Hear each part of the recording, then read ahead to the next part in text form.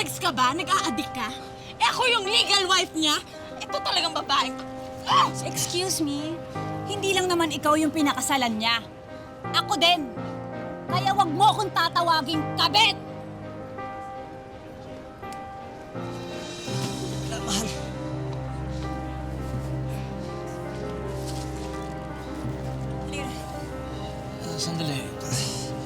Sandali. Sandali lang. George! George, ano ba? Hindi mo ako basta-basta pwedeng iwan dito. George! Paano mo nalaman na 12 days apart lang ang inyong kasalan? Kinasal ka pagkatapos ng 12 araw, si Susette naman ang pinakasalan niya. Opo, Paano mo nalaman yun nga yun? po, shock nga po ako, Tita Mel. Oo. Kasi sabi ko, hindi po pwede mangyari yon. Bakit kapakakasalan, ikasal na sa akin? Oo. So tinanong ko siya, sige, kailan Oo. kayo kinasal? Kasi kinasal din ako sa kanya. Yun po, sabi niya, ganitong araw daw po. So sa isip ko, tinotal ko kung ilang araw yung pagitan namin. Nalaman ko po na 12 days lang pala 12 yung days pagitan. Uh-huh. Tapos sabi ko sa kanya, kahit na sobrang pagkasya ko, sabi ko sa kanya, kahit na ilang beses kang pakasalan ng asawa ko, ako pa rin yung legal kasi ako yung nauna. Tigilan mo na kasi, hindi mo ba nakikita, buntis ako. Oo.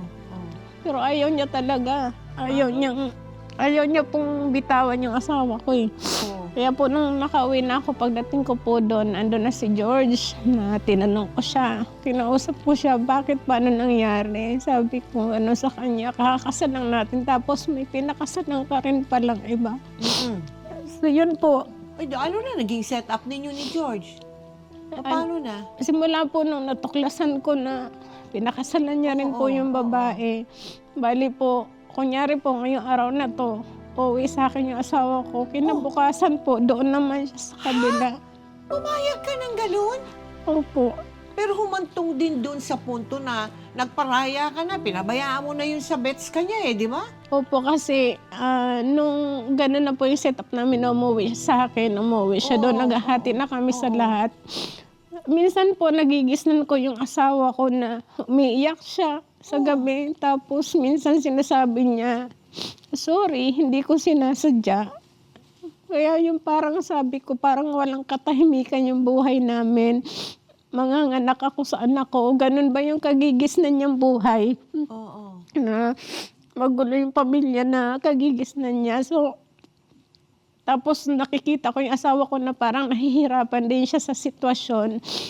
Kaya sabi ko, ako na lang magpaparaya. Kinausap ko yung asawa ko. Sabi ko sa kanya, kung hindi mo kayang iwan yung babae na yan, sige, ako na lang ang iiwan mo. At yung magiging anak natin, kasi 8 months po akong buntis nun eh.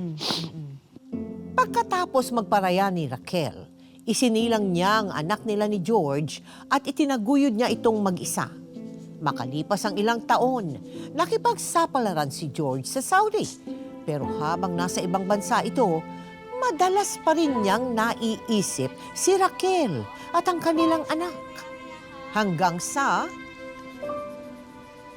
Angeline? Anak?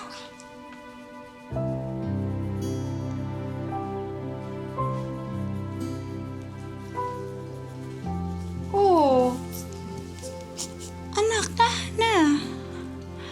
Bakit umiiyak yung baby princess ko? Mama, sabi po kasi ng mga kalaro ko, wala po akong papa. Wala po ba akong papa, Mama? Anak naman, syempre meron. Asan po siya, Mama? Asan na po ang papa ko?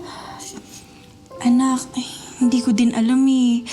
Pero wag mo na hanapin si Papa. Nandito naman ako, di ba? Masaya naman tayo. Mas masaya po ako kung dito po yung papa ko, Mama. Katulad po sa mga kalaro ko. May papa, may mama.